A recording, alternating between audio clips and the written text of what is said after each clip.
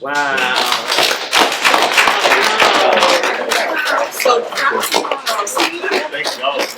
So we thank y'all for coming.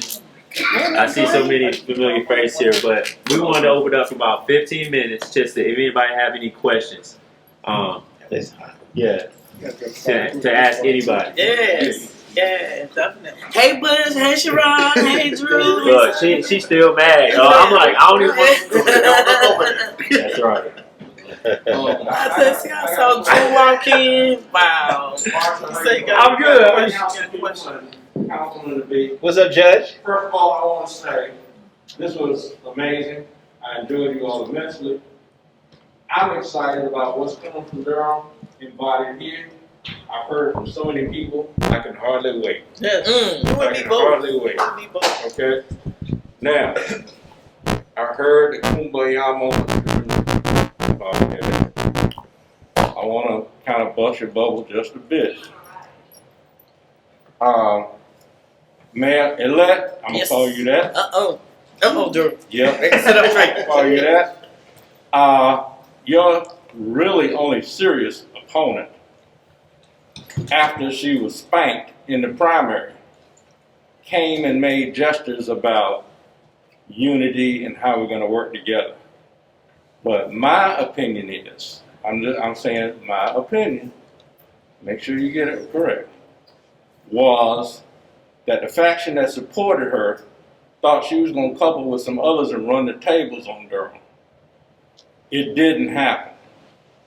And I believe that these three council people who will join you will make some real change and get that element under control. Because it's not just a narrow faction.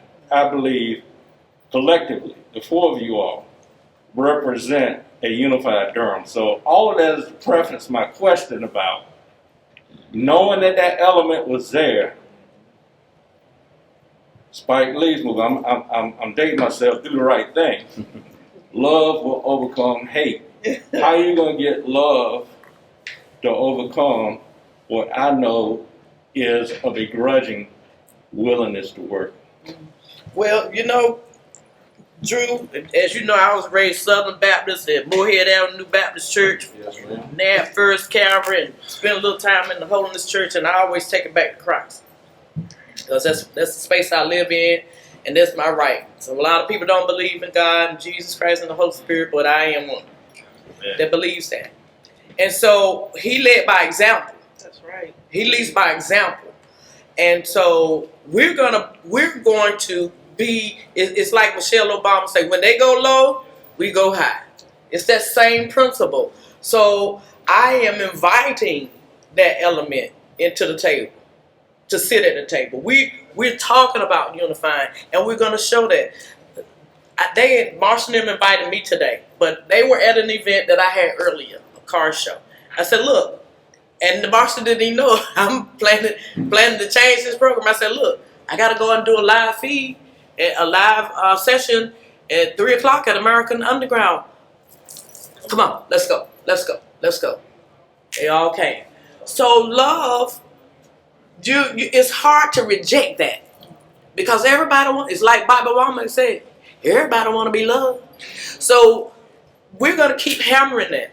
Come on, let's sit at the table. Let's talk. This is how Durham does it. This is the Durham way. And they have the right to reject it or accept it. That's on them. But what I am going to do is present the same thing and offer them those opportunities. And after a while, when we have a group of folk, like this is either you're going to get on the bandwagon, the train is off the track. You're either going to get on it or it's going to run you over. And we're trying to run you over with love. And if you can't accept that, there's nothing else I have to offer. So we're going to lead by example. And we're not going to hold anything against her. I had a conversation with her the other day. So we're already talking, and I'm going to continue to do that. I'm not one to hold grudges. Drew, you know as well as I do, we've had a whole lot of people coming at us in a whole lot of different ways in the courtroom. Yes. And a lot of them is not nice. That's right. So I'm used to that. But I'm also used to building coalitions and being collaborative and speaking from that space. And I think that we got a group that can. And Drew, I see part of my role is if they don't accept that message, I'll bring the other message. I was thinking the same thing. I was thinking the same For her honor, when she takes the gavel. So sometimes you have to love the hell out of people. Literally, love hell out of them. I mean, you're one of the most astute political observers in our city, and what you said, everything you said is true. I think what's important. It's a 100 level political class where you learn the term mandate, where you learn the term referendum. In that primary election, that was not just a win, that was a mandate. It was a referendum. It was the interesting thing, folks saying, oh, the turnout was low. It's always 10% in Durham and off-cycle elections. But here's the interesting thing. That's the same 10% that always show up. So what happened? We recaptured the message. We have literally flipped the base. Here, and that's a reality that might be hard for others to accept, but they're gonna learn today, and they're gonna have to accept it. Part of my role, I think, is when the new mayor takes office, is to help her, along with the other colleagues, navigate getting used to what the voters said, to watch her flanks in terms of policy, to watch her flanks in terms of getting caught up in some of those machinations and folk who may have a hard time giving up power. But I take her seriously, the message of unity. You know, when you're in charge, you don't always have to have the last word. And the most powerful person in the room doesn't always have to hit back as hard. One time, my little nephew, when he was 4, punched me dead in my chest, full power. How would I have looked if I had hit him back full power, even though it hurt? You know, the winner, he a thick dude. Now, if he was 6, it'd been a different story. But I think it's clear that not only have the voters in this city spoken, they have spoken with 3 exclamation points after it. And I think we're going to be unashamed to govern comfortably, knowing that the voters have spoken. But Elaine O'Neill's serious when she says unity and building bridges. And sometimes to build a new bridge, you got to blow some old ones up. And while she is on the high ground, while she is leading the city and trumpeting that message of unity and love, I think she'll have some folk around her to make sure her flanks are watched and make sure that some of the nonsense we've seen in Durham politics, that message, if folk need to be reminded, we can do it publicly or we can do it over coffee privately. But they will be reminded that a message has been sent in this city, and that while the mayor may hover above the fray, in that there are folk who are more than willing to engage them and remind them from time to time what happened. So that's what I see my role as. Thanks, Mark. Definitely. I would echo that same sentiment. I know that someone asked me about, the obstacles that might be in the way, and I kept just playing it back in my mind, the words of Judge O'Neill, and just acknowledging that there's no obstacles when God's in your corner. This is not our work to do. This has already been written. This has already been set. We are doing what we're supposed to do in this, and I don't think there'll be any problems. The noise will be loud, but the work is going to get done. We're on assignment. That's right. Hey, and we understand the assignment. I thought it first. Right. Hey, see, look, he cool with your Everybody, we know. Yeah. Relationships are everything. And I think I was probably in the most unique position on this because I have a lot of cordial relationships. And many of those relationships called me and said, hey, Leo, I want to endorse your opponent. And, saw many of them today. They gave me hugs, I always give people the comfort of making a choice, but own that choice, and I also give them the comfort of knowing who I am, and I own that. And therefore, there won't be any surprises of where I stand, and I mean that in the toughest, coldest, and kindest way, Anybody else have anything? What's up, Tom? Quick question. In my experiences in Durham, I'm 33 years old. So one thing I've seen that's probably a challenging issue right now is mental health. So one thing I do want to ask you all, it's not an answer that doesn't need to be done today or tomorrow or anything, but what are y'all's opinions or energy on how can we help the youth get better in that field as far as mental health? Because I see a lot of kids in high school right now, they don't have too many doors that are open for them to have a conversation with somebody who cares. And I do my own work, I do a lot. But as you said earlier, we can't do it alone. So one question I have for you all is, what are some ways or what's something out there that we can do to help kids with their mental health? And that's my son's best friend. Over there. So I'm gonna let one of y'all talk. I'll come in after you all. My wife and I was just having this conversation this morning. Because of the trauma, that she experienced growing up in Zimbabwe, when she got here, she saw many things, and it was hard for her to really comprehend why it got to this point with many people, because she would say, "Wait a minute, you Americans were born with a social security number. Why are you complaining?" But when she started to get into the community and start doing community service and really grow into who she is, she'll tell you quick, some people are really one paycheck away from being on that corner with a sign. Right. And it is that type of trauma that can trigger other things. And the first thing I would say is, as a community, we do have to have grace. We have to have grace, but we also have to be actionable about it. Actionable. We have our public services, but I personally don't think it's enough. As someone said at a visual this morning, we have an entire community. We have officials, we have the governmental institution, but we have an entire community. You'll be amazed at what a smile and a hug can do on a bad day to someone.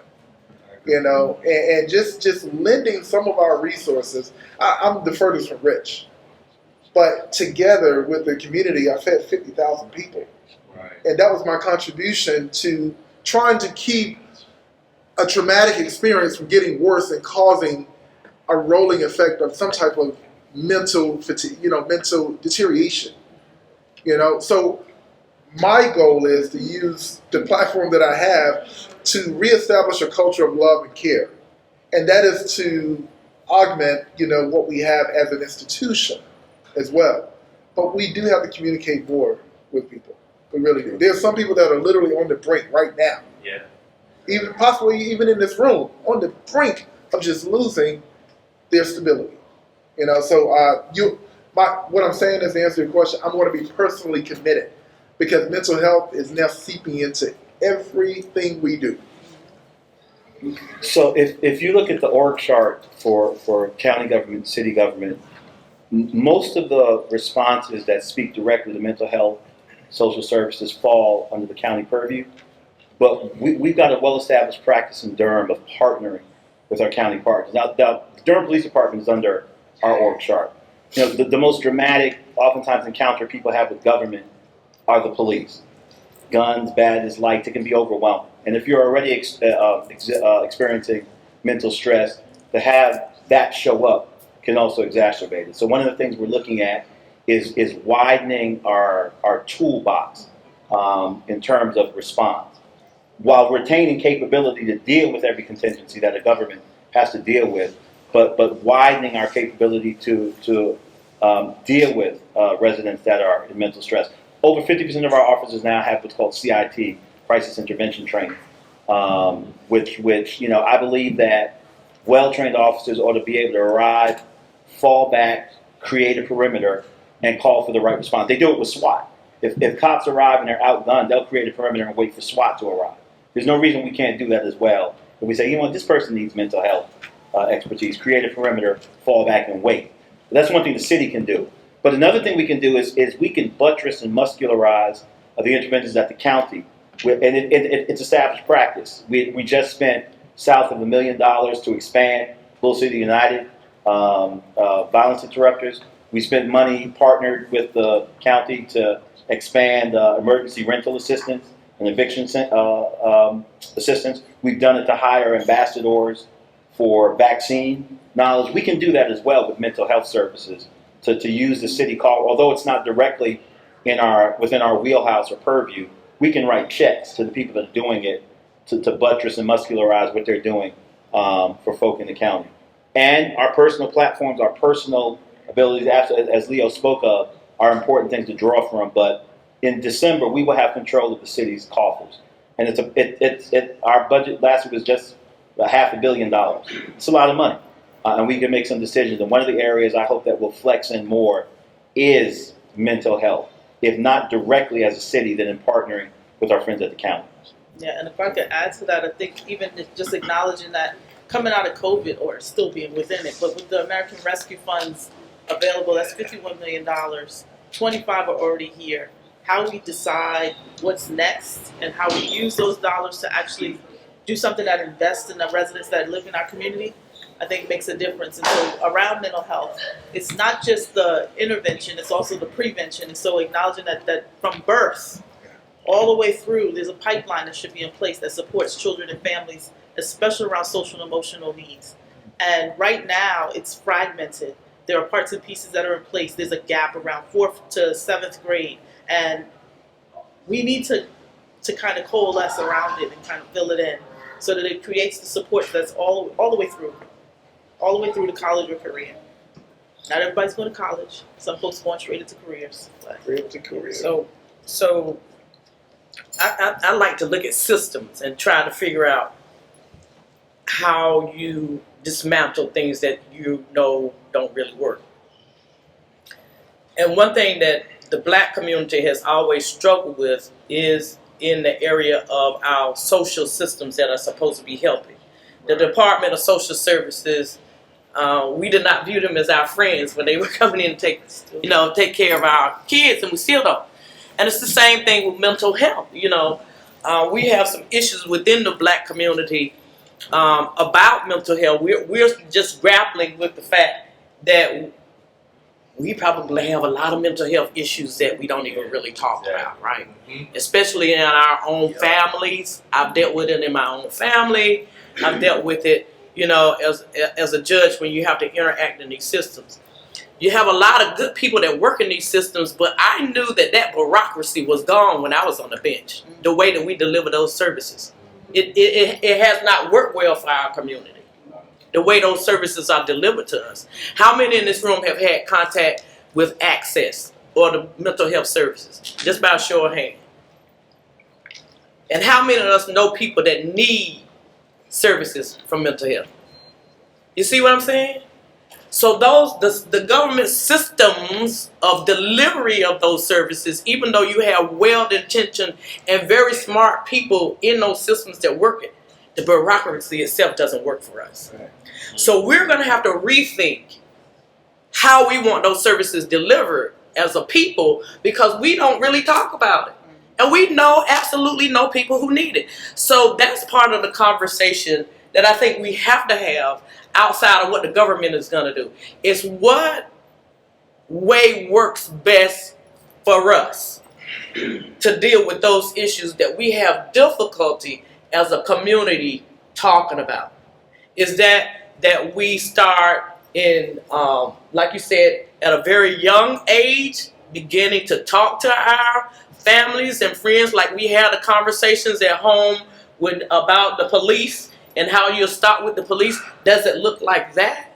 Or does it look like we start in the schools? But we've got to figure out in our own minds as Black people how we get the government. When you look at the pie chart of monies that's in a government, when I used to look at it from the state, the pie chart for money that was going to Health and Human Services was like 2/3 versus 1/3, So we've got so the money's there, the expertise is there, but the disconnect is how we engage. Because the way that they're delivering services to us, it's not working for us. It's not. And we're going to have to figure out as a people who grapple with these issues every day. When I was talking to kids in the Made in Durham group and said, well, we were trying to figure out how to help Durham public schools, to get back and get into the flow of dealing with these kids going back to school and talking with those young people. That was the number one issue that we were missing. When you ask those young people, what is the number one issue that we can help you with? They said, all of them said mental health. Yep. So we've got to figure that. That's where I need your minds. That's the kind of space when we get ready to move, in that we don't have the expertise, right? But we need to develop the expertise. And you can help us by helping us figure out, how do we make these systems work for us? And we know we all may need it. I saw just about everybody's hand go up when I asked that question. We got to fix that, and we can. But with the time, you have us to figure it out. Oh, yeah. Yeah, so I think that would be good for you all to start talking about, Marshall, because it's real, in terms of what are the solutions. Hey, you talking about it, it's about time for you to be about it, because I'm coming for you. Yeah, I want that. let's figure that out. How do we take that system, the way that they deliver services, and Drew will know, Butch knows, that's been gone. It's been gone. And they are well-intentioned. It just doesn't work anymore. We've got to figure out what does work before we can go in and tell them how to change it. We need to know and have the suggestions on what that looks like. And can I just add one thing to that? One thing I know that we've all talked about is coming to the council. Well, let me start with one of the roles I know that a councilman plays is appointing to committees and commissions. But one thing I know we've all committed to is bringing our personal advisory councils to the council as well. So get ready to be engaged. Mm-hmm. Get ready to do the work. Because if you think you're going to just vote and bounce, nah, bro. I tell folks that have been supporting me, like, I'm holding you accountable like you're going to hold me accountable. Right. That's right. Get in the game. I tell people all the time, when they say, what are you going to, I be like, what you mean me? Right. What you gonna do? With me. Us. Let's What are pop we it. going to do? How are we going to make this happen? Right. All right, so we got time for one more question. So I completely agree that mental health is number one. So number two, so I own a financial literacy consulting company. And so I dedicate my time at North Carolina Central, and I talk to a lot of the kids there. And the second thing that I see is a lot of the kids want to know about financial literacy. They want to know about how credit works. They want to know how finances work. That's something that's not taught a lot in the school. So one of the questions I have for you guys is, what are some different programs or some different systems you can put in place to start, empowering kids with that type of knowledge that they're not getting in the public school system? I think that there's a great tool to use, and it's called baby bonds. They're not implemented here yet, but I know that the organization I work for, Durham Children's Initiative, actually does a child savings account, and it's about making sure the children are talking about their finances early. And so just knowing, like, custodial accounts, and whether it is conglomerate accounts, like, talking about money early is important, so that our children understand it from an early age, that they're going to need the money to take care of themselves. They're going to need to know how to use credit. They're going to need to know, like, the financial literacy pieces. I think it's a part of it, but the other side of it is also having a conversation with our financial community. And so the way that they address small businesses, or the way that they provide funding for small businesses, the way that the I think it was Wells Fargo, the Bank of America, and a couple of others are just now, after hundreds of years of being in operations, figuring out that they should probably put some money specifically towards Black and brown businesses. Just now. This is the conversation we're having on a national level, and I think we can't just make it just about the people. It has to also be about how Judge O'Neill said, the systems. And so if those systems aren't supportive, you can teach as much as you like. Credit's not going to be available, and then the finances will be difficult. But I know that there are programs and tools in place. We just got to make sure we're tying them all in together. So let me preface by saying this. If you look at the org charts of the county and the city, education is under the county, not the city. But with that said, I think there are some on-ramps for us to answer your question directly. True story. When I first got elected, the first two people that came and met with me in my office at City Hall was Vince Price, president of Duke University, and the second person was Pascal Mbenga, superintendent of Durham Public Schools. First two meetings I took, and was still unpacking. And what Dr. Mbenga and I spoke of, two main issues. One, vocational training being returned to our high schools, and financial literacy. And although we as a city don't have any power over curricular decisions or budgetary decisions, we can create pathways and opportunities. We have a youth jobs program where we hire hundreds of youth, hopefully it will be thousands of youth each summer. We could very well attach an educational financial literacy component to those folks, particularly since they're getting money now, in addition to whatever is going on in the school system. Her Honor, I love saying that, Her Honor is talking about reopening rec centers. The city can fund educational components in those rec centers. If we can do midnight basketball, we can do stocks and bonds. We can do investment classes as well in those rec centers. So the city has, although we don't have direct influence over the educational system, we have all these on-ramps where we can plug in and partner with DPS and plug into our own real estate and our own initiatives as a city of that type of work. What's your name? Xavier. Xavier? You got a job after November 2nd, bro. We're gonna be looking to you to consult with us how to plug that in. Yeah, and I want Right? Make sure we get your info. I do want to add that there is a financial literacy component in the Youth Works program. I'm glad that was incorporated this last year. My son had a chance to participate, and so it was really robust. I want to thank Selena, I think over at Knox Street Studios, pulling that together this year in the middle of a pandemic. Okay. I'm a huge proponent of. So I think the government should be able to do its job, right? But I'm a huge proponent of having external support or external operations to build on top of the basic foundation that the government is supposed to provide. There's a lot of solutions being provided in Durham, but there are solutions within silos. So therefore, the results are fragmented. Recently, and this was in terms of the violence, but Brother Middleton and I, and this wasn't political, this was personal, amongst a few other brothers, we started what's called 1,000 Black Men. It's a collective. That collective is all about generating resources and support for the work that's already being done out there. So if I should be able to easily say, I'm going to raise $1 million to support the financial literacy programs that are out there. Because we're talking about gun violence, but when we're getting to the root causes, it's a lack of engagement. So there's a lot of programs that are out there that we need to support. The stronger they are, the stronger your program is, the more youth that you can actually engage, or young men or young women that you can engage. And if they're engaged with you, they're not engaged in the streets. Right. Or having their ego attacked and then they got to pull out a Glock on someone. That's the connection. Exactly. And the government doesn't have that agility like you do. Right. So the government should, one, do its job, and the other is get out of the way and make sure you have the resources that you need.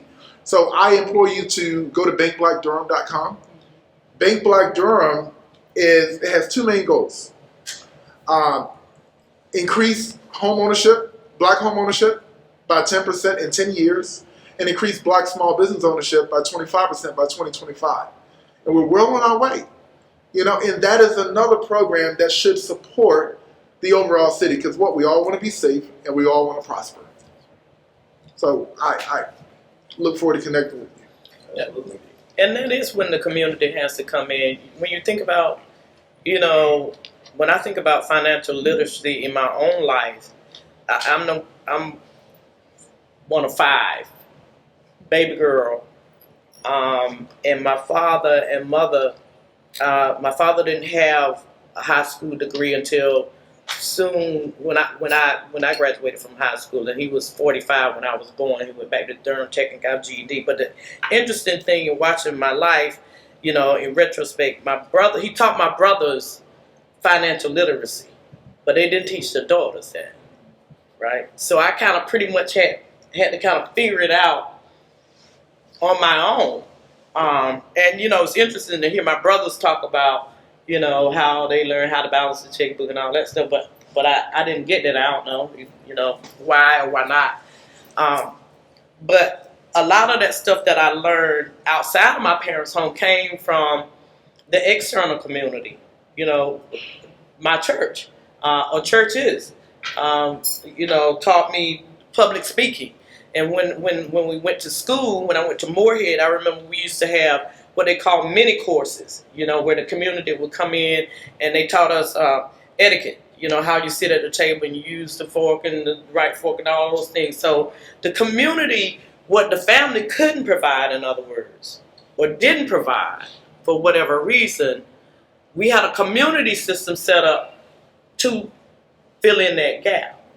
And that's why I'm saying to you all, you're going to have to figure out where your space is and get in that space and develop it so we can scale it. We need to be able to scale it. So if you're in a church and the only kids that are participating in your activities are the church members' kids, then you're part of the problem. Right? It's part of the problem. And we have to hold each other accountable for that. So we've got to build enough community support to do what government can. Because what has the government given us? It's the same government. It's the same government. We're going to be able to get in there and change some things. But when you get a movement of people outside of the government, that's when you see the change. See, the voters spoke, and we're in. Right? So if you do the same thing in the area of financial literacy, if we have 10, 15, 20 of you all across the city doing that for our kids, we can scale it. And Zoom is a powerful thing. You ain't got to go to nobody's home. Zoom is a powerful thing.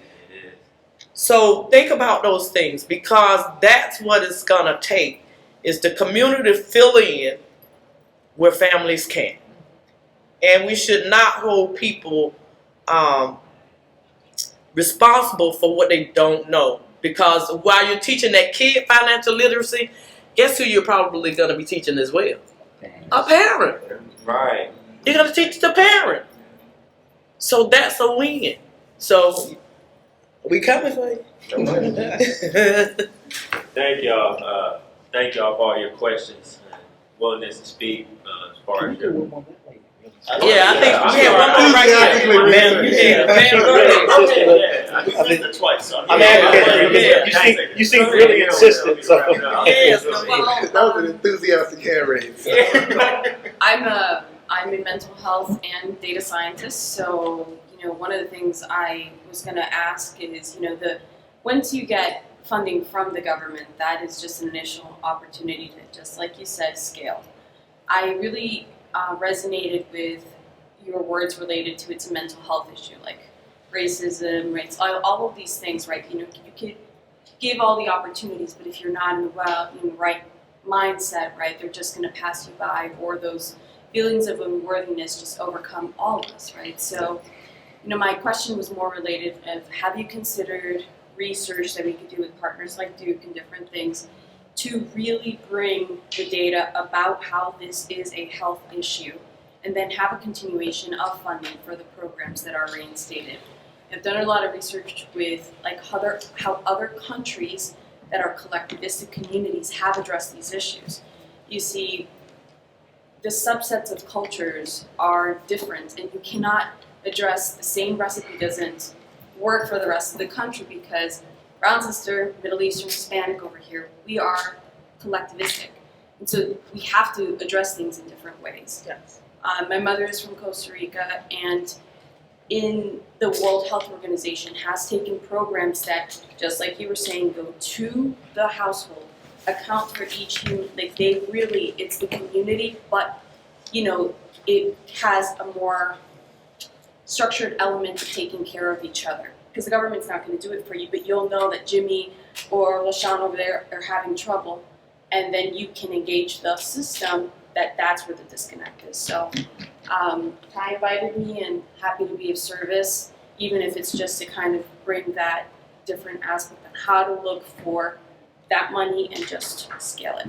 Definitely. Yes, we need it. You I know. will say, Go ahead. I will say that in that similar mindset of connecting with the Center for Fines and Fees for a grant opportunity, just $50,000, just to look at what is possible, created the network of conversations across the entire country around what folks are doing around fines and fees. And I want to say that that work is already happening here in Durham because I applied for the grant. Even though, like, it's only $50,000. I was like, well, we still need this network, so we're going to apply for this grant. The follow-up to that grant is to try and pull in the county and the courts as well, so that we're all talking about it in the same way, so that we can come up with initiatives that kind of coalesce around each other. And so there's funds at the DOJ, there's funds with the Department of Transportation, there's funds with HUD, that are all being made available in very different ways, I think in part because of Build Back Better. And I give all the credit to our new vice president, but I'm sure Joe Biden was involved some kind of way. But I think that there's definitely a greater opportunity here with both, I want to say it's Policy Genius and RTI to do the research. We're doing the research right now with the 911 calls, which is why we're excited about the Community Health and Safety department that's coming online.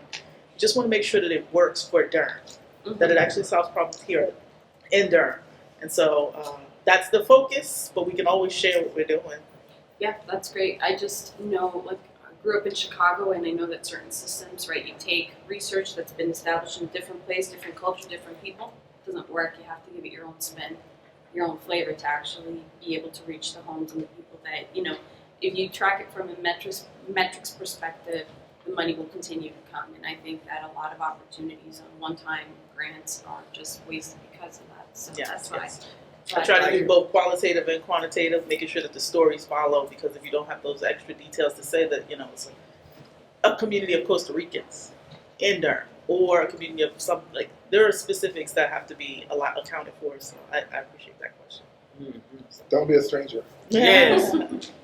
You'll definitely get your information. I hope next year, if we're out of COVID, to be visiting Tilleron, one of our sister cities for the city, for Durham. We have about 8 or 9 of them around the world. It's Costa Rica and Tilleron.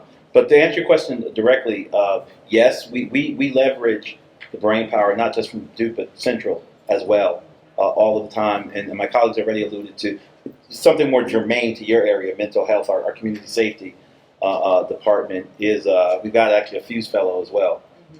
So those on-ramps definitely exist, but we can exploit them more. We can definitely, one of the things that I think we had to make clear in this debate in our public square, even during this election, and it kind of dovetails with what you said, is that we can't take these kind of nationalized composites, whether it be of policing or mental health, and try and make it fit Durham. We've got to have a very organic, tailored discussion for Durham. We certainly can take cues from national discussions, but we've got to make it germane to Durham. So I appreciate your allusions to collectivism and how particular groups, particularly mental health, how culture we're informed by culture and by those around us. And so there are many on ramps for us to work here in Durham with that. So we'll get your information. Yes. Absolutely. Thanks. Yeah. And last I'll say, everybody's here. We have a sign up for the email. Yeah. Just if you can, the way that we can collect everybody here, Please. and do that. Just put your name on the email. I'll make sure to definitely follow up with all our candidates here on City Hall, just Google us. Yes. Yeah. at durhamnc.gov. And what you're willing to do, please. Yeah, exactly. Yes.